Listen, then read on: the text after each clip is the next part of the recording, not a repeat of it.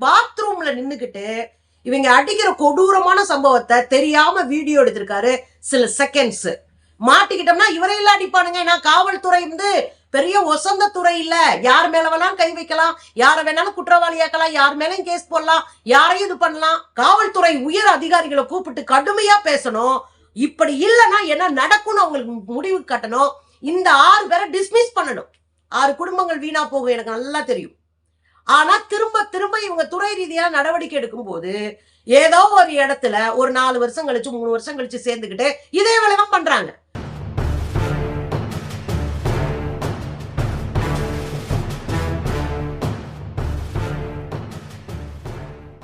வணக்கம் தோழர்களே. தமிழ்நாட்டையே அதிர்ச்சிக்கு உள்ளாக்கியதுதான் லாக்அப்ல நடந்த அஜித்குமாரினுடைய டெத்து. விசாரணைக்கு அழைச்சிட்டு போய் அடிச்சு கொன்னு காலி பண்ணி தூக்கி எரிஞ்சிருக்கு காவல்துறை. அந்த அதிர்ச்சிகரமான வீடியோ வெளியாகி தமிழ்நாட்டையே உலுக்கி எடுத்திருக்கிறது. பேரதிர்ச்சிங்க இந்த சம்பவம். திரும்ப திரும்ப திரும்ப எளிய மக்களை விசாரணை என்ற பெயர்ல உழைக்கிற மக்களை கொன்று குவிக்கிற அயோக்கியத்தனம் திரும்ப திரும்ப நடந்துட்டு இருக்கு. ஆட்சி மாறுகிற போதும் இந்த காவல்துறை ஒரே மாதிரியான செயல் திட்டங்களை வைத்து செயல்பட்டு இருக்கு. அதுலயும் இன்னைக்கு வேற வேற புதிய தகவல்கள் கிடைச்சுக்கிட்டே இருக்கு. அதுல நீங்க பாத்தீங்க அப்படின்னா கொலை கருவிகளாக அங்க பல போட்டோஸ் வந்து இன்னைக்கு நீதிமன்றத்துல கொடுக்கப்பட்டிருக்கு. கொலை கருவிகள் என்னன்னா அப்படின்னா, ஒண்ணு பைப்பு வச்சு அடிச்சிருக்கிறானுங்க. அது என்னன்னா பிளாஸ்டிக் பைப்பு. அதே மாதிரி மூங்கில் கம்பு, கையில போலீஸ்கார வச்சிருக்கிற மூங்கில் கம்பு உடைய அடிச்சிருக்கான். அதுக்கப்புறம் மிளகா பொடி, சின்ன இரும்பு கம்பி, மிளகா பொடியை கண்ணையும் போட்டிருக்கான், வாயிலையும் போட்டிருக்கான். பிறப்புறுப்புல போட்டதா டிவிக சொல்லுது. ஆனா நீதிமன்றத்துல வாதாடின தோழர் ஹென்றி டிஃபன் அதை சொல்லல. கண்ணையும் வாயிலையும் போட்டாங்கன்னு சொல்றாரு. நீதிமன்றத்துல அவர் தான் போய் இந்த வழக்குக்காக ஆஜராயிருக்கார். சோ அப்ப இவ்வளவும் பார்க்கும்போது எவ்வளவு சித்திரவதை செய்து கொண்டிருக்கிறார்கள். யாருங்க இந்த அம்மா அப்படின்னா, நிக்கிதா அப்படின்ற இந்த டாக்டர் 10 பவுன் நகையை கலட்டி இங்க வச்சிருந்தேன், காணாம போச்சுன்னு சொல்லிட்டாங்க. ஆனா நடந்தது என்னன்னு இன்னொரு அதிர்ச்சிகரமான சம்பவம் கிடைச்சிருக்கு. அவங்க இங்க கோயிலுக்கு வர்றதுக்கு முன்னாடி ஒரு ஸ்கேன் சென்டர்ல போய் ஸ்கேன் எடுக்க போயிருக்கிறாங்க. அந்த ஸ்கேன் சென்டர்ல ஸ்கேன் எடுக்க போனவங்க அங்க நகையை கழட்டி வச்சிருக்கிறாங்க. இப்ப அவங்க எடுத்துட்டு வந்தாங்களா இல்ல போட்டுக்கிட்டாங்களா, மறுபடியும் எடுத்து இங்க வச்சிருந்தாங்களா, இங்க வச்ச இடத்த முதல்ல செக் பண்ணிட்டு தான் போனாங்களா, இறங்கும் போது இருந்துச்சா ஏற்கனவே, இல்ல வேற எங்கேயாவது திருடு போச்சா, இப்படி எந்த தகவலும் இல்லாம எஃப்ஐஆர் பதிவு பண்ணல. ரொம்ப மோசமான சூழலுங்க. எஃப்ஐஆரே பதிவு பண்ணல. வாயில சொல்லியிருக்காங்க அந்த அம்மா. அவங்களுக்கு உயர் அதிகாரிகளோடு தொடர்பு இருந்திருக்கு. உயர் அதிகாரிகள் யாரும் சொந்தக்காரன் நண்பன் ஏதோ ஒரு வகையில தொடர்பு இருந்திருக்கு. உடனே உயர் அதிகாரிகளுக்கு போனை போட்டு இங்க போன் போட்டிருக்காங்க. அப்ப லோக்கல்ல இருக்கிற போலீஸ் ஸ்டேஷன் போன் வரவோ ஸ்பெஷல் பிரான்ச்சிங் ஓடி வந்து விசாரிக்க ஆரம்பிக்குது. ஒரு எஃப்ஐஆரே போடாம கைப்பட அவங்க புகாரே கொடுக்காம வாய்மொழியில கொடுத்த புகாருக்கு ஒரு ஸ்பெஷல் பிரான்ச் வந்து அடிச்சு ஒரு பையனை காலி பண்ணிருக்கு. இன்னும் அந்த நகை திருடு எங்க போச்சுன்னே தெரியல. சரியா சொல்ல போறான், அவங்க எங்க தொலைச்சிருப்பாங்க, ஸ்கேன் சென்டர்லயா வெளியிலயா, ஆல்ரெடி வெளியே எங்கேயும் எதுவுமே தெரியாம ஒரு பையன் செத்து போயிருக்கான். ஒண்ணு. ரெண்டாவது விஷயம், இவனை கொலை பண்றதுக்கு ட்ரை பண்றாங்க, அடிக்கிறாங்க, மிதிக்கிறாங்க. தெரியாதா? இந்த அடி அடிச்சா மாட்டு அடிக்கிற மாதிரி அடிச்சா ஒரு பையன் செத்து போவான்னு தெரியாதா?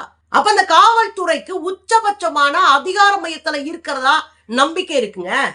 அதனாலதான் யார வேணாலும் அடிக்கலாம், யார வேணாலும் மிதிக்கலாம், சட்டையை பிடிச்சி இழுக்கலாம். சாதாரண வீட்டு பிள்ளைங்க ஒரு சாதாரண சின்ன திருட்டு குற்றத்துல மாட்டிக்கிட்டானா அவன் பெரிய குற்றவாளியாகி ஜெயில போய் சாகுற வரையும் விடாது இந்த காவல்துறை.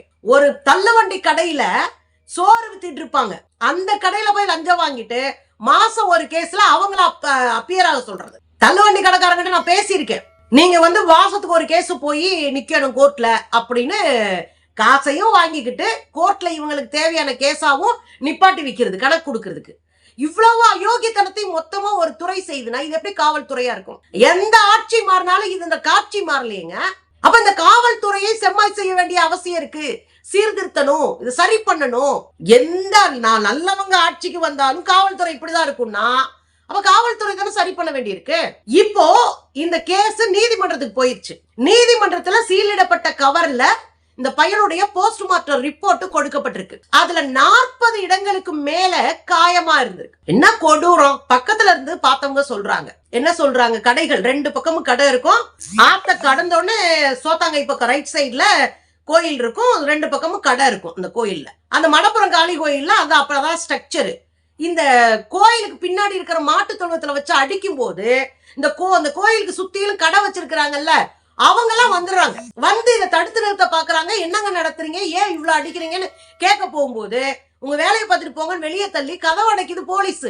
ஒரு கொடுக்கப்படாத கம்ப்ளைண்ட், எஃப்ஐஆர் கூட எழுதல, ஒரு 5-6 பேரை தூக்கிட்டு போய் அடின்னு அடிக்கிறாங்க. இந்த காரை வாங்கிட்டு நிறுத்த போகணும்னு சொன்னவரு இந்த பையன் அஜித். இவர் கார் ஓட்ட தெரியாது, வேறொரு பையனை கூப்பிட்டு தான் காரை கொண்டு போய் நிறுத்த சொல்லியிருக்காரு. இவர் வாட்ச்மேன் வேலை பார்த்துட்டு இருக்காரு. ஏங்க, திருடனும் முடிவு பண்ணிட்டா வாட்ச்மேன் வேலை ஒரு வேலையா? நான் கேக்குறேன். திருடனும் முடிவு வச்சா 4 செயின் எடுத்துட்டு போயிட்டே இருக்க போறோம். ஏதோ நேர்மையா ஒரு வாழ்க்கை வாழணும் தாங்க அந்த பையன் வாட்ச்மேன் வேலைக்கு ஒரு ஒப்பந்த அடிப்படையில போய் உட்கார்ந்து இருக்கிறாரு.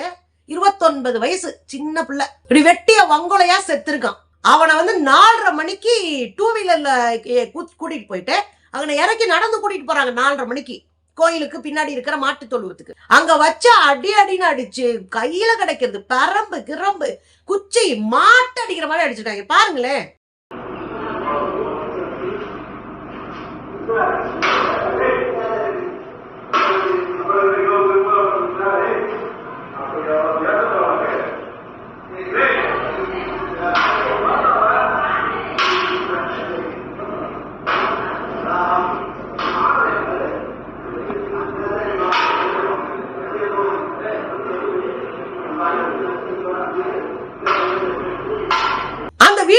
எடுத்திருக்காங்க. அங்க இருக்கிற சிசிடிவி ஃபுட்டேஜ் எல்லாம் போலீஸ்காரன் தெளிவா முதல்ல எஸ்ஐ ஒருத்தன் வாங்கிட்டு ஓடி இருக்கான். ராமச்சந்திரன் அப்படின்ற ஒரு எஸ்ஐ தெளிவா முன்னாடியே இந்த கோயில்ல இருக்கிற சிசிடிவி ஃபுட்டேஜ் எல்லாம் வாங்கிட்டு போயிருக்கான். எவ்வளவு தைரியம் பாருங்க. ஒரு கொலையும் பண்ணிவிட்டு அடையாளங்களை சாட்சிகளை அழிக்கிறதுக்காக இந்த சிசிடிவி ஃபுட்டேஜ வாங்கிட்டு போயிருக்கான். அது இருக்கணும், அரசு அதை எப்படியாவது கைப்பற்றணும்.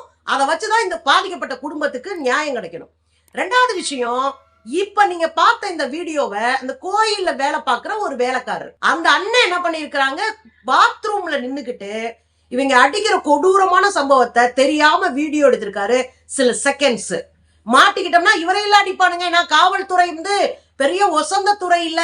யார் மேல வேணாலும் கை வைக்கலாம், யார வேணாலும் குற்றவாளியாக்கலாம், யார் மேலும் கேஸ் போடலாம், யாரையும் இது பண்ணலாம்.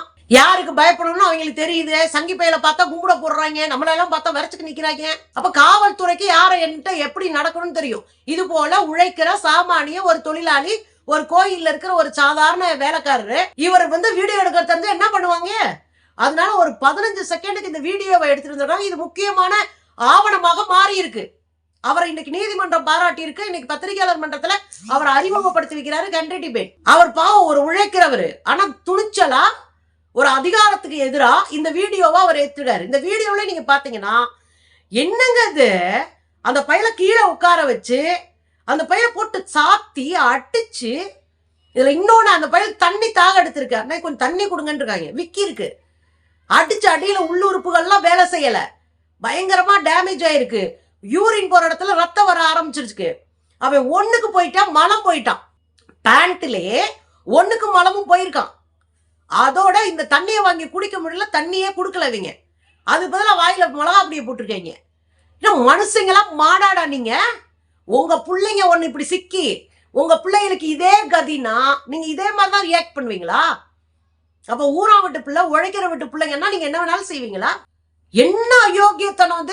இந்த சத்தீஸ்வரன் என்கிற கோயில் ஸ்டாஃப் இந்த போட்டோவை, இந்த வீடியோவை எடுக்கலன்னா ஆதாரம் என்ன? அங்க கிடக்குற ஏதாவது 4 பொருளை காமிச்சிட்டு போயிட்டே இருக்கணும் தான். நல்லவேளை இந்த வீடியோ இருக்கிறதுனால ஸ்ட்ராங்கான எவிடன்ஸ் அந்த வீடியோ மாறுது.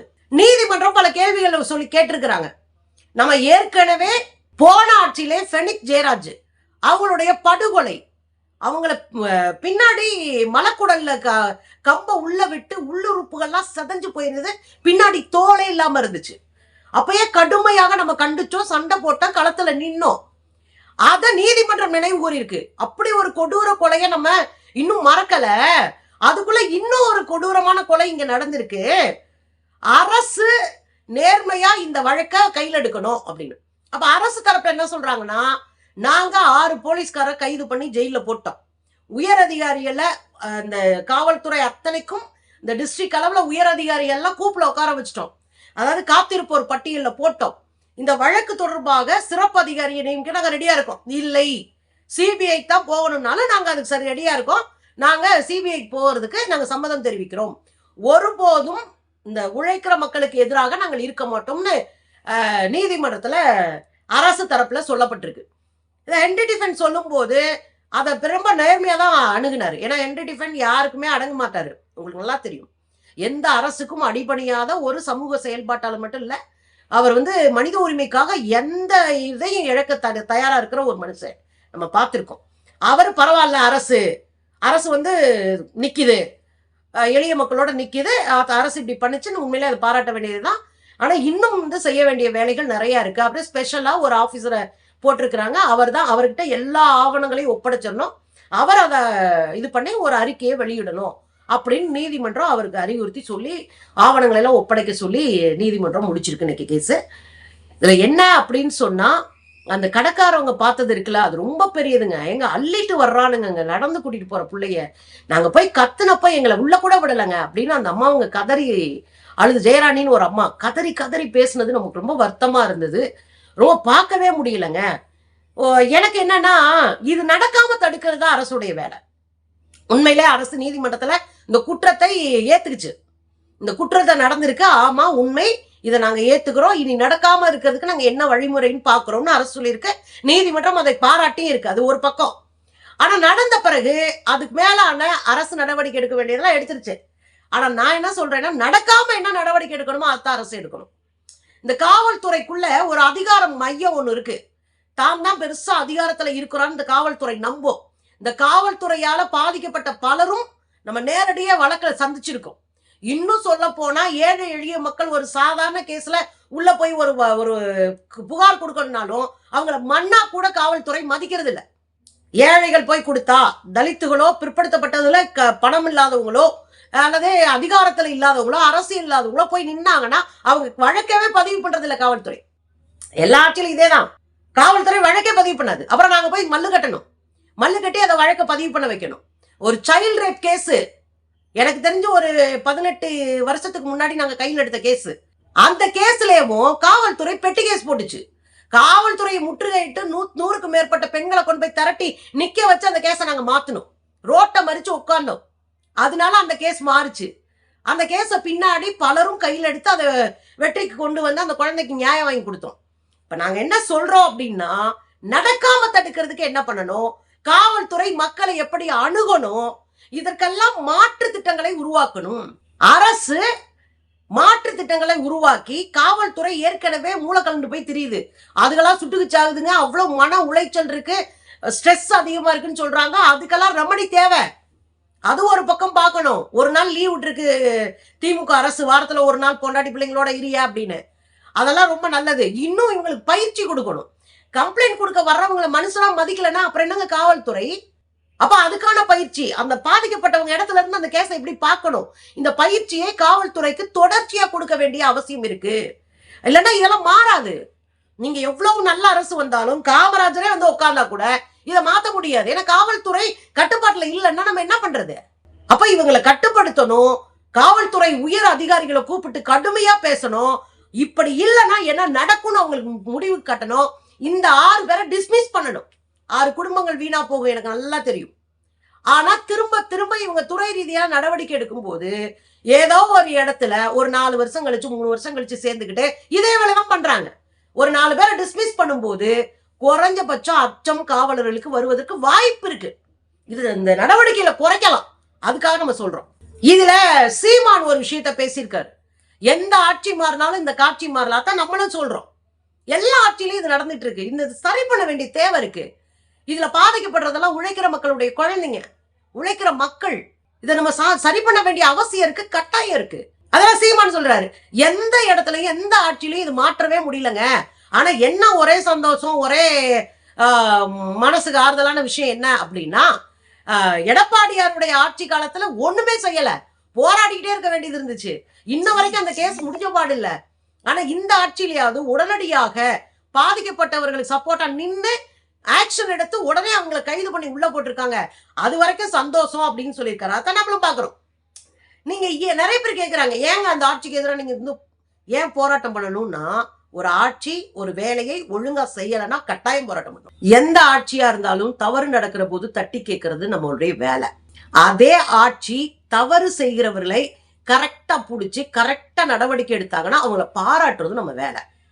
ரெண்டாவது, இதே ஆட்சி எடுத்து பல வீடியோ நான் போட்டிருக்கேன்.